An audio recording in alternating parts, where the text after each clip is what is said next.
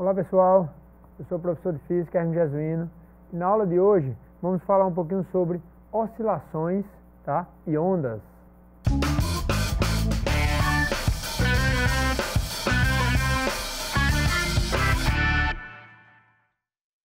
Então turma, quando a gente fala sobre oscilações, eu estou me referindo a algo que se repete no mesmo intervalo de tempo, beleza turma? Então nós temos vários tipos de oscilações, beleza? Então uma roda gigante, ela lá fica girando, sempre no mesmo intervalo de tempo, tá ok? Nosso relógio, e o ponteirozinho do segundo dá uma volta, né, a cada 60 segundos, que é 1 minuto. Então nós temos aí mesmo intervalo de tempo e ele está oscilando. Mas também tem oscilações que não é rotação. O pêndulo de um relógio antigo, o Big Ben. Tá ok, turma? O pêndulozinho no nosso relógio antigo, ó, o Big Ben, fica oscilando. O tempo que ele gasta para ir e voltar, nós chamamos de período. É o tempo necessário para ocorrer uma repetição. Tá ok, turma? Então eu tenho dois exemplozinhos aqui na nossa lousa sobre sistemas de oscilação. Vamos dar uma olhadinha? Olha só, galera. Eu tenho um sistema massa-mola, tá? Essa molinha está presa a um bloquinho. A gente vai admitir que não tem atrito, tá ok? Então o sistema é conservativo. E o pêndulozinho do exemplo que eu falei, tá ok? Então se eu pegar essa caixinha e puxar essa caixinha, a mola vai gerar uma força sobre ela. Na hora que eu soltar, a caixinha vai ficar oscilando. Ela vem até a amplitude máxima e vai até a amplitude mínima. E fica oscilando nesse intervalo. Ok, galera? Como não tem atrito, vai ficar balançando aí de um lado para o outro. Então, o tempo necessário para a caixinha sair daqui e voltar é o que nós chamamos de período. O tempo para ocorrer uma oscilação. E outro sistema muito importante de oscilação é um pêndulo simples. Uma bolinha presa a uma cordinha, tá ok, turma?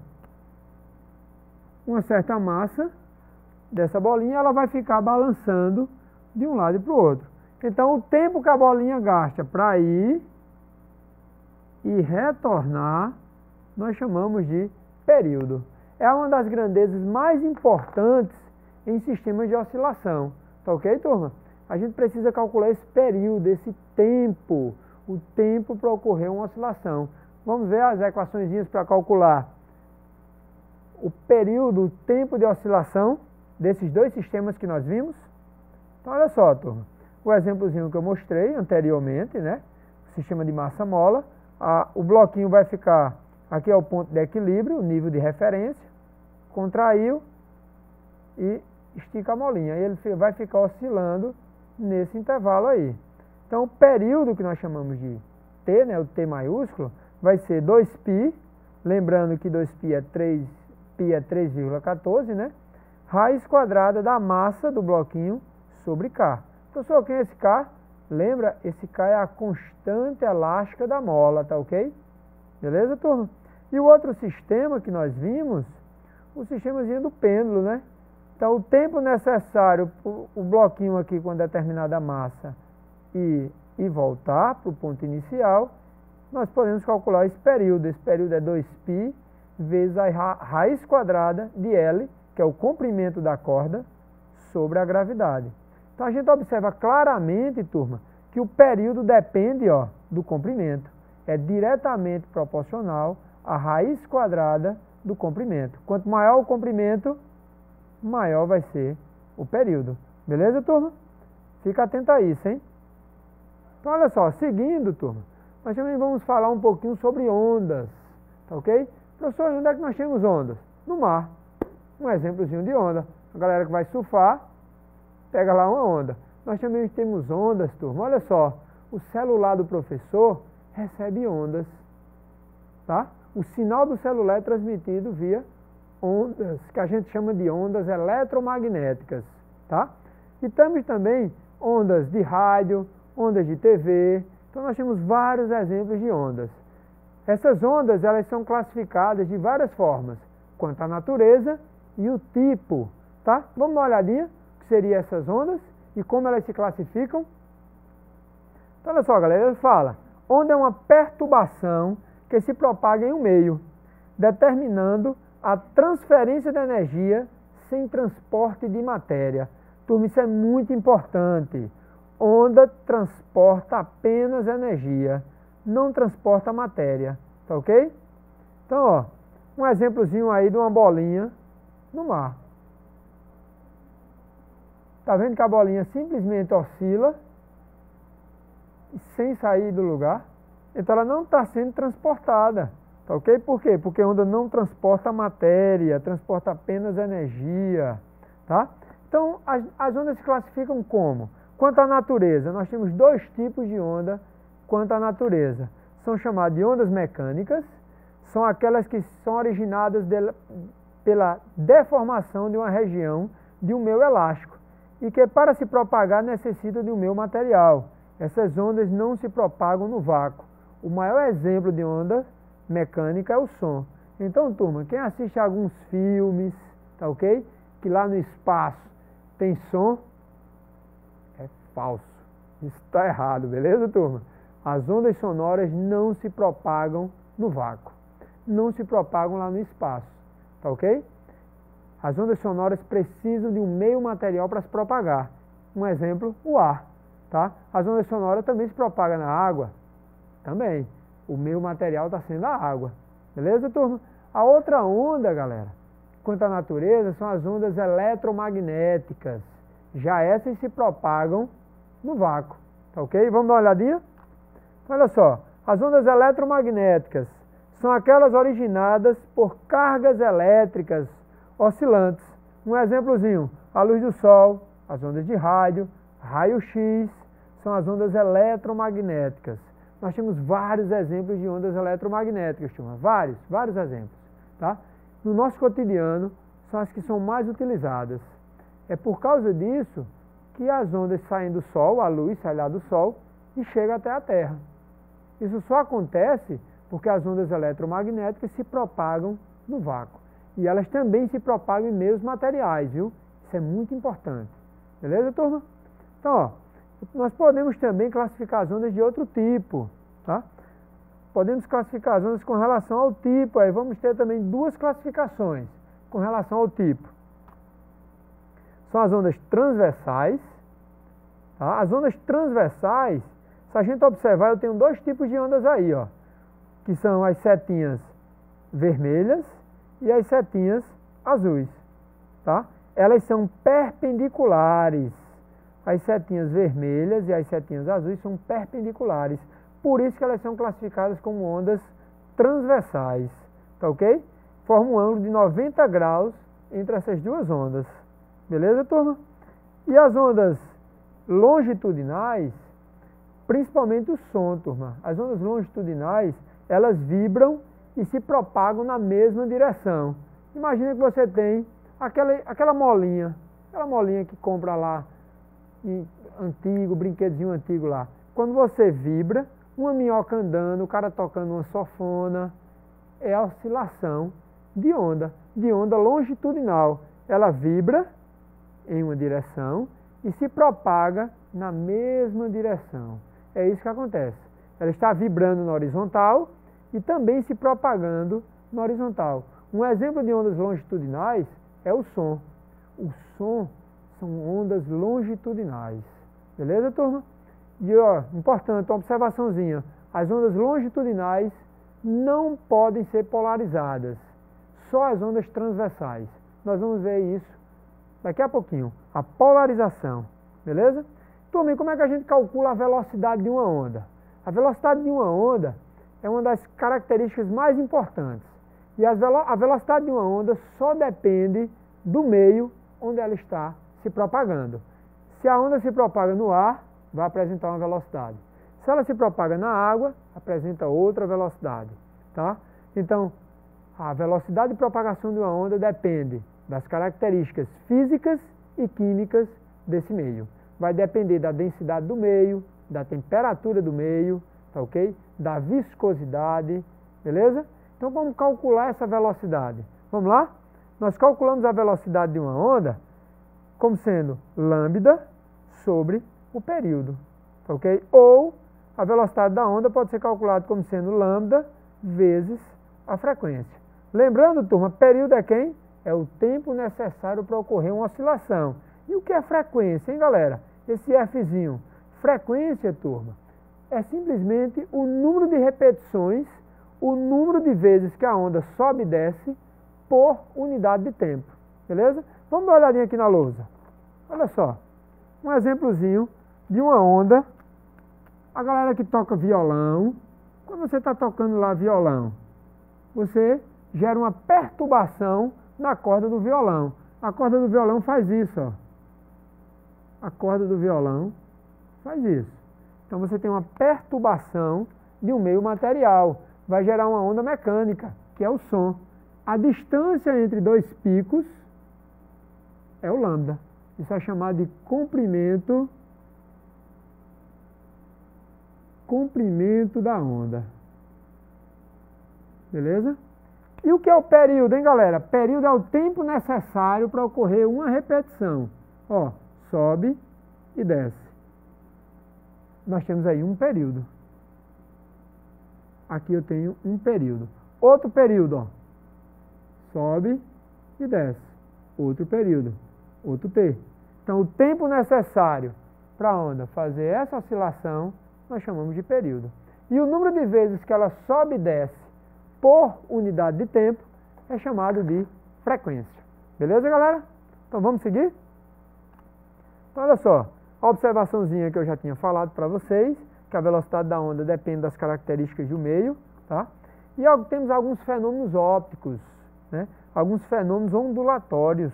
Então, nós temos a difração da onda. O que seria a difração? A difração de uma onda é quando essa onda sofre um desvio ou simplesmente ela é espalhada. Ela consegue passar um obstáculo, né? Contornar um obstáculo. Esse obstáculo pode ser uma árvore, pode ser uma fenda, tá ok? Então, um exemplozinho aí, ó.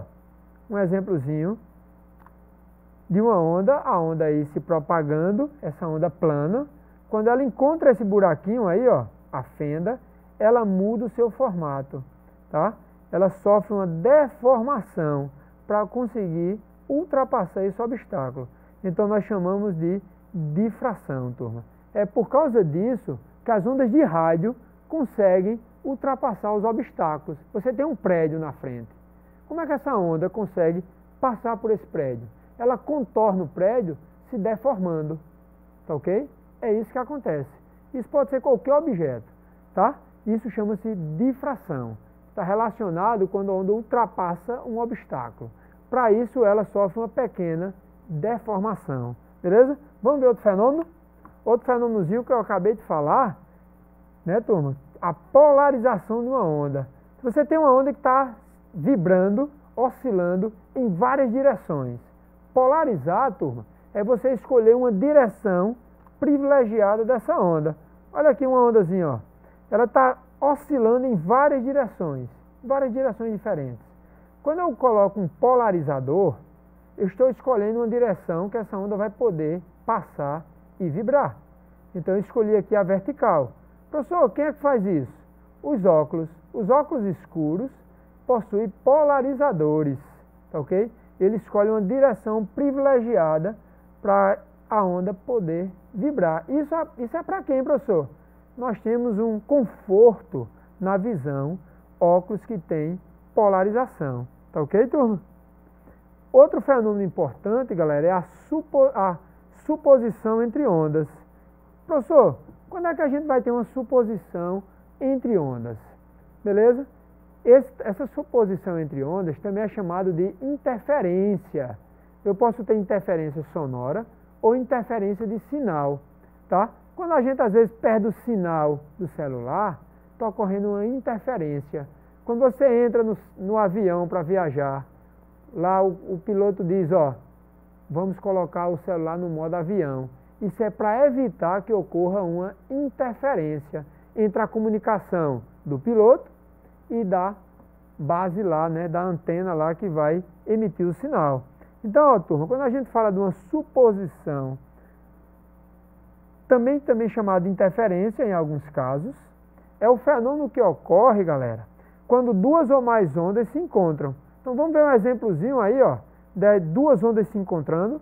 Então a gente pode ter interferência construtiva ou interferência destrutiva.